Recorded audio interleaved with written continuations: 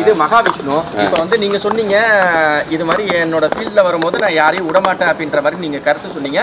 இதன் அடிப்படையில வந்து இன்னைக்கு மத்தியானம் அரெஸ்ட் ஆயிருக்காரு. நீங்க எப்படி பாக்குறீங்க? என்னை பொறுத்த வரைக்கும் ஒரு பிரச்சனை வருது அப்படின்னா இமீடியட்டாக அந்த பிரச்சனை நம்ம அட்டன் பண்ணணும்.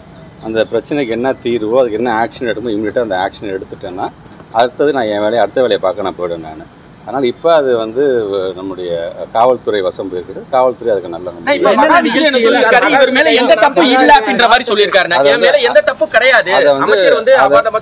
அதை வந்து மாற்றுத்திறனாளிகள் சங்கத்தை சார்ந்தவங்க ஒரு பெரிய ஒரு அவமானப்படுத்தி இருக்கிறார்கள்ங்கிற அளவுக்கு ஒரு புகாரை அளித்திருக்கிறார்கள். அது இனிமேட்டு வந்து போலீஸும் மாற்றுத்திறனாளிக்காரங்க யார் அதுக்கான கம்ப்ளைண்ட் கொடுத்துருக்காங்க அவங்க சேர்ந்து அவர் மேலே தப்பா இல்லையா அப்படிங்கிறது வந்து எந்த விதமான நடவடிக்கை சட்டம் தன் கடமையை செய்கிறது.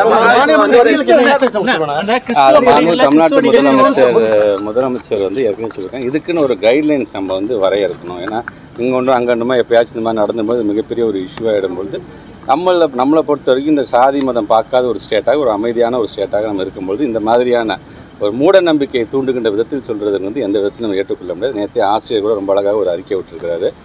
நம்முடைய நம்முடைய கான்ஸ்டியூஷன்லேயே அது சொல்லியிருக்கு. 51 AH பிரிவிலே சொல்லியிருக்கின்றது.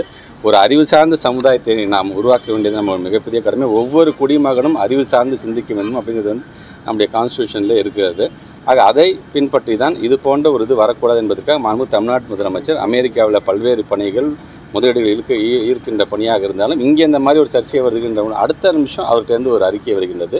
நாங்கள் இனி இந்த மாதிரி பள்ளிக்கூடத்தில் நடக்கும்பொழுது ஒரு கைட்லைன்ஸோட யார் யார் பேசணும் எந்த விதமான நிகழ்ச்சிகள் நடத்தப்பட வேண்டும் அதற்கு என்ன விதிமுறைகள் என்பதை நாங்கள் வரையறுக்க இருக்கின்றோம் என்று சொல்ல மிக விரைவில் அதுக்கான கமிட்டியை நாங்கள் போட்டு அதுக்கு